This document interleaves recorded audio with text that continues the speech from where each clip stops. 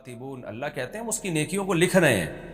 جب جو چیز لکھی جاتی ہے وہ محفوظ زیادہ ہوتی ہے، تو ہم نے تو اتنا زبردست اہتمام کیا ہی اس لیے تاکہ اس کی نیکیوں کا اس کو بدلہ دیں. وَحَرَامٌ عَلَىٰ قَرْيَةٍ أَهْلَكْنَاهَا، اور اللہ فرماتے ہیں یہ جو ہم نے پچھلی بستیاں ہلاک کر دی ہیں نا، یعنی اب اس میں دھمکی ہے کہ وہ بستیاں دوبارہ نہیں لوٹتی ہیں. جزوی طور پر دیکھیں اللہ کسی مردے کو زندہ کر دے معجزے کے طور پر جیسے پیغمبروں کے سامنے ہو، وہ تو ایک الگ بات ہے، لیکن قاعدہ کلیہ یہی ہے کہ جب ہم کسی بستی کو ہلاک کر دیتے ہیں تو وہ دوبارہ دنیا میں نہیں لوٹتی اور دوبارہ اس کو پھر مہلت نہیں ملتی. تو اہل مکہ کو اور لوگوں کو بھی اس سے عبرت حاصل کرنی چاہیے. اب یہ سلسلہ اسی طرح چلتا رہے گا دنیا میں. آگے اللہ فرماتے ہیں حتیٰ اذا فتحت یاجوج و ماجوج، یہاں تک کہ ایک وقت آئے گا کہ قیامت کی علامتیں ظاہر ہونا شروع ہو جائیں گی اور پھر اللہ اس کائنات کو تباہ کرنے کا ارادہ کر لے گا. تو اس میں ایک بہت بڑی علامت کا اللہ نے ذکر کیا کہ قیامت کی ہولناکیوں میں جو پہلی ہولناکی ہوگی اذا فتحت یاجوج و ماجوج، یعنی قیامت کے جو آثار شروع ہو جائیں گے تو یہاں تک کہ یاجوج اور ماجوج کو کھول دیا جائے گا. یعنی اس آیت میں اصل میں یہ طرز اختیار کیا گیا ہے کلام اللہ میں کہ لوگ دنیا میں مست ہیں، غفلت میں ہیں. پیغمبر جب دنیا میں آئے تو ان کو فالو کیا، بالآخر پھر پیغمبروں کی تعلیمات سے ہٹتے چلے گئے. تو اللہ کہتے ہیں جیسے میں نے پہلے بستیوں کو ہلاک کیا ہے نا، تو میں اس زمین کو بھی تباہ و برباد کروں گا، پوری زمین کو ہلاک کر دوں گا میں. لیکن اس ہلاکت کے آثار شروع کہاں سے ہوں گے؟ اس کے آثار میں ایک بہت بڑی نشانی ہوگی یاجوج اور ماجوج کا نکلنا. وَهُم مِّن كُلِّ حَدَبٍ يَنْسِلُونَ، اور وہ ہر ٹیلے سے، ہر اونچی آڑ سے نکلنے کی کوشش کر رہے ہوں گے. یعنی آڑ کا ذکر اس لیے کیا کہ اکثر رکاوٹ آڑ ہی بنتی ہے، ورنہ میدانوں میں تو کھلے چلے جاتے ہیں. تو میدانوں میں تو وہ کھلے چلے آئیں گے، لیکن جہاں بھی آڑ ہوگی تو وہاں سے بھی تمہیں لگے گا کہ ایک بڑی تعداد میں ایک ہجوم ہے یاجوج اور ماجوج کا جو انسانوں کو تباہ و برباد کرنے کے لیے ظاہر ہو رہے ہیں. اس پر یاجوج ماجوج کی جو تفصیلی بحث ہے وہ سورہ کہف میں بیان کر چکا ہوں، جس کا خلاصہ یہی ہے کہ یاجوج ماجوج ایک قوم ہے، انسان ہے. حضرت ذوالقرنین نے ایک آہنی دیوار بنا کے ان کو پہاڑوں کے پیچھے دھکیل دیا ہے. ان کی صحیح لوکیشن کا اللہ کے علاوہ کسی کو علم نہیں ہے، اور وہ قرب قیامت میں ظاہر ہوں گے، زمین میں بہت زیادہ فساد مچائیں گے.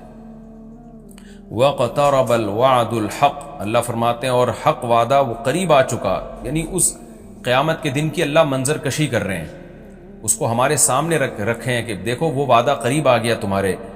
فَإِذَا، کیونکہ یاجوج ماجوج جب ظاہر ہوں گے تو اس کے تو بہت قریبی، بہت ہی کچھ وقت کے بعد ہی قیامت قائم ہو جائے گی.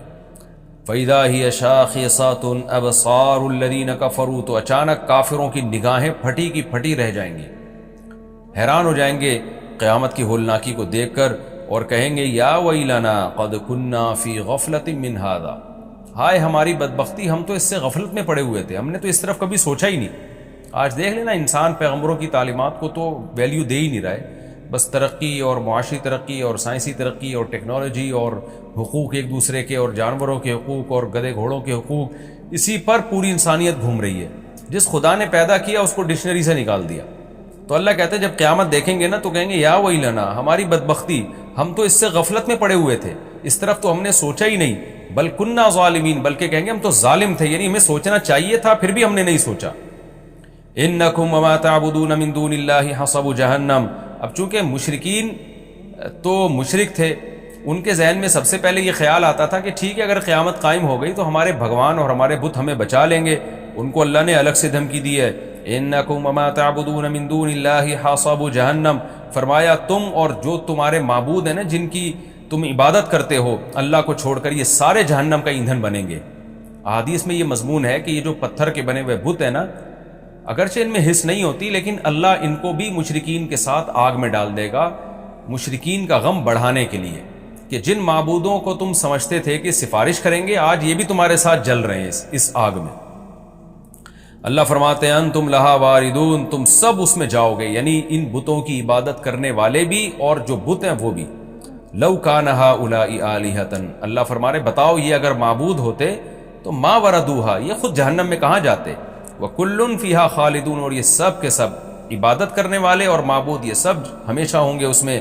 لہم فیہا زفیر، اور ان کے لیے اس جہنم میں شور و چیخ و پکار ہوگی.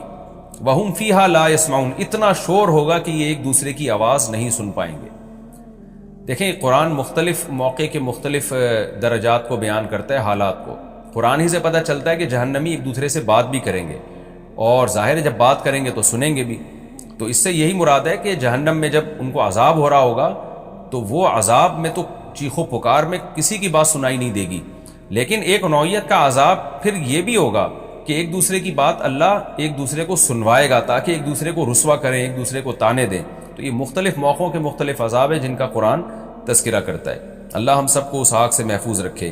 اور یہ جو اللہ نے کہا کہ ان سب وہاں چیخیں گے پکاریں گے، تو علماء نے لکھا ہے اس سے وہ ان کے پتھر کے بنے ہوئے بت مراد نہیں ہے، کیونکہ ظاہر ہے وہ تو بے جان ہے، وہ کیا پکاریں گے.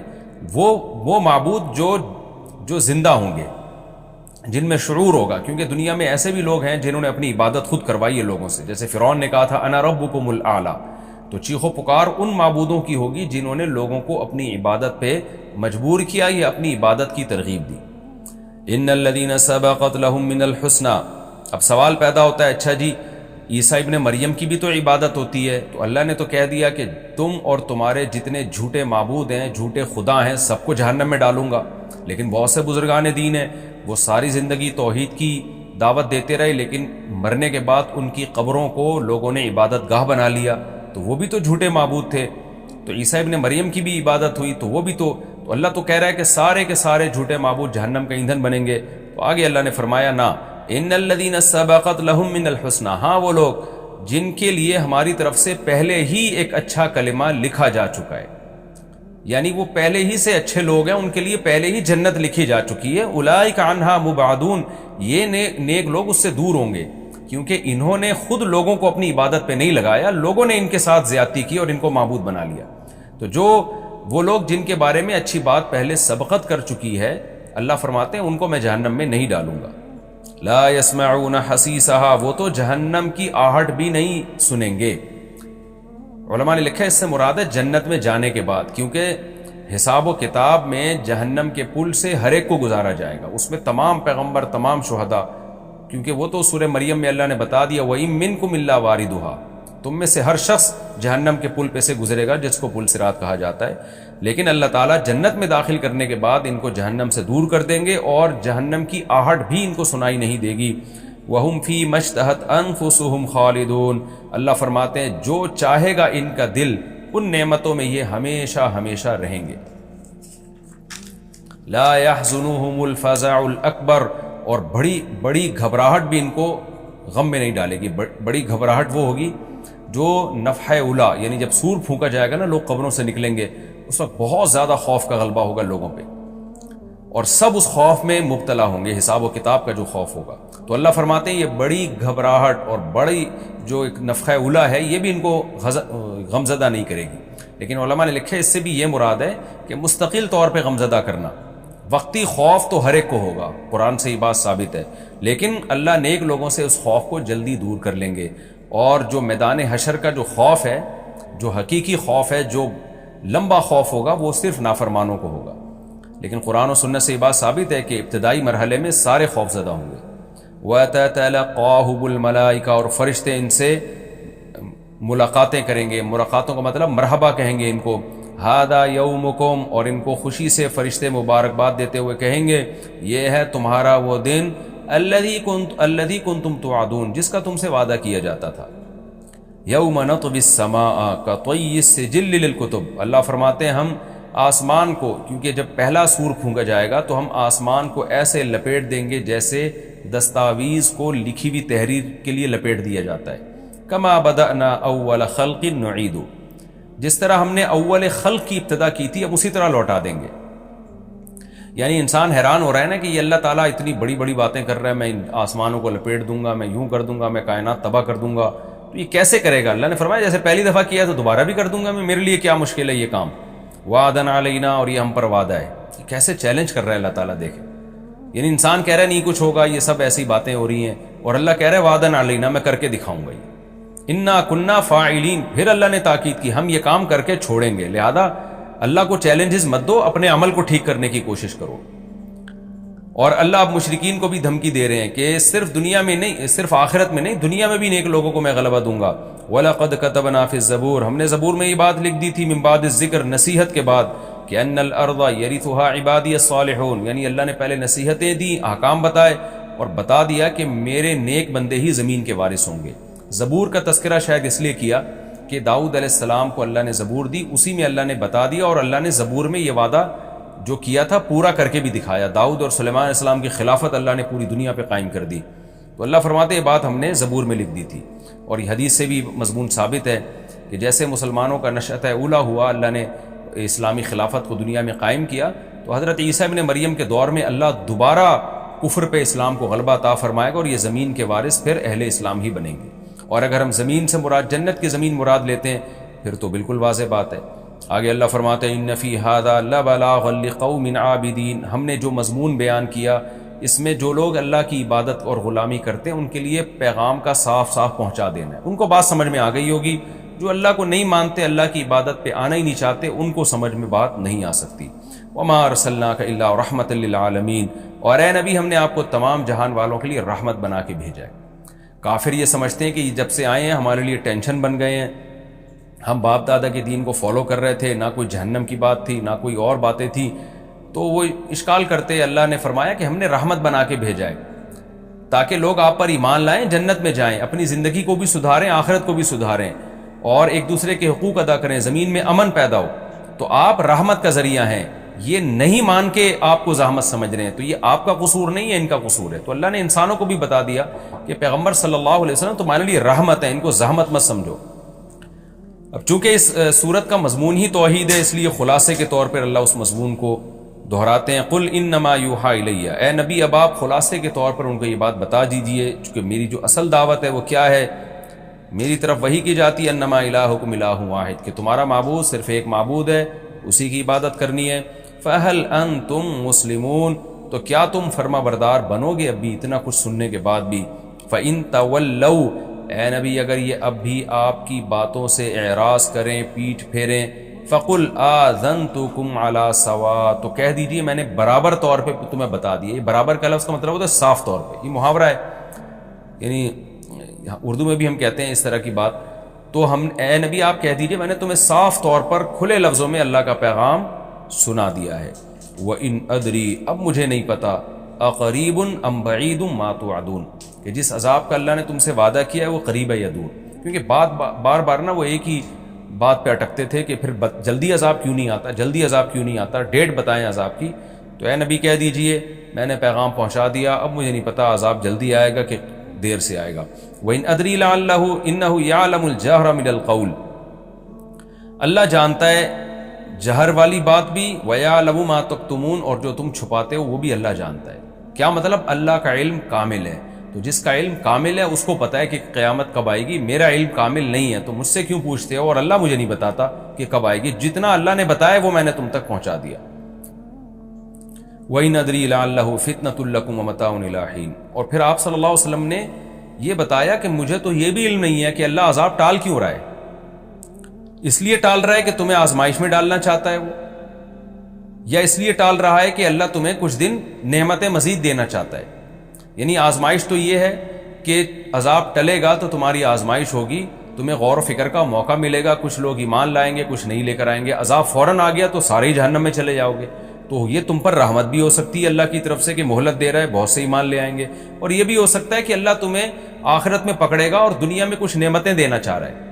یعنی فتنۃ لکم کا مطلب یہ ہوا کہ ہو سکتا ہے آزمائش ہو، کچھ کامیاب ہو جائیں کچھ ناکام ہو جائیں، اور متاع الی حین کا مطلب یہ ہو سکتا ہے کہ اللہ تمہیں فائدہ پہنچانا چاہ رہا ہے کیونکہ آخرت میں تمہارے لیے عذاب ہے۔ تو ان دونوں میں کون سا پہلو اللہ کے سامنے ہے؟ نبی فرما رہے ہیں کہ مجھے معلوم نہیں ہے۔ تو جسے یہ معلوم نہیں کہ عذاب ٹالنے کی ریزن کیا ہے، وہ عذاب کا ٹائم کیسے بتا سکتا ہے؟ پھر آگے اللہ تعالیٰ آخر میں اپنے نبی صلی اللہ علیہ وسلم کے کلام کو نقل کرتے ہیں کہ آپ نے پوری صورت ان مشرکین کو سنائی، پورا توحید کے مضمون سنایا، تو آپ صلی اللہ علیہ وسلم اللہ سے دعا مانگتے تھے کہ اللہ دلائل کی دنیا میں حجت تمام ہو گئی ہے، تو عملی دنیا میں حجت تمام کر دے، تو اسلام کو غلبہ دے دے، ان کو بتا دے کہ یہ لوگ حق پر نہیں ہیں۔ تو اللہ نے نبی کے اس کلام کو ذکر کیا، قال رب احکم بالحق، نبی کہتے ہیں کہ اے اللہ تو حق کے ساتھ فیصلہ کر دے، یعنی پریکٹیکلی عملاً فیصلہ کر دے۔ اور نبی یہ دعائیں بھی مانگتے ہیں، وربنا الرحمن، ہمارا رب رحمان ہے، رحم کرنے والا ہے، المستعان، اسی سے مدد طلب کی جاتی ہے، علی ما تصفون، ان باتوں پر جو تم لوگ کرتے ہو، یعنی تم جو اعتراضات کر کے مجھے تکلیف پہنچا رہے ہو تو میں مدد اللہ ہی سے طلب کرتا ہوں۔ تو یہ تسلی کے دو جملے ہیں جو اللہ کی طرف سے، کہ باقی اللہ نے عملی فیصلہ کیا، پھر بدر میں کیا، احد میں کیا، اور پھر خندق میں کیا، فتح مکہ میں کیا، لیکن نبی صلی اللہ علیہ وسلم شروع سے ہی یہ دعائیں مانگتے آ رہے تھے۔ اس میں ہمیں بھی ترغیب ہے کہ جب ہم دعوت کا کام کریں تو اللہ سے یہ دعائیں مانگا کریں کہ اللہ تو حق کا فیصلہ کر اور تجھی سے ہم مدد طلب کریں گے۔ اور یہ بات آپ مشرکین کو بتا بھی دیں کہ ہم اللہ ہی سے دعا مانگتے ہیں، اور ہم تم جو ہمیں مشکلات میں ڈال رہے ہو، ہم اس میں اللہ سے مدد طلب کرتے ہیں۔ ظاہر ہے جو اللہ پہ اعتماد کر کے اللہ سے مدد طلب کرے گا تو پلڑا بالآخر اسی کا بھاری رہے گا، فتح اور نصرت اسی کے مقدر میں آئے گی۔ یہ بھی ہمارا رکوع الحمدللہ کمپلیٹ ہو گیا۔ اس رکوع میں بھی اللہ نے بہت اہم مضامین کو بیان کیا۔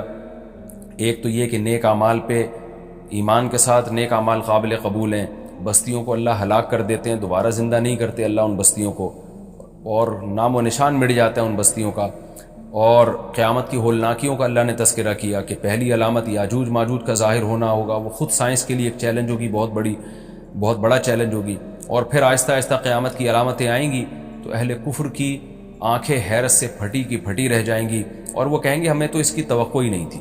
پھر اللہ ان مشرکین اور ان کے معبودوں کو اٹھا کے ان کے ساتھ جہنم کا ایندھن بنائے گا، اور ان معبودوں کو بچا لے گا جن کو ان کی مرضی کے بغیر معبود بنایا گیا، یعنی عیسیٰ ابن مریم اور جو بزرگان دین قبروں میں لوگ ان کی قبروں کی عبادت شروع کر دیتے ہیں، ان کے بارے میں اللہ نے فرمایا کہ وہ جہنم کی آہٹ بھی نہ سنیں گے۔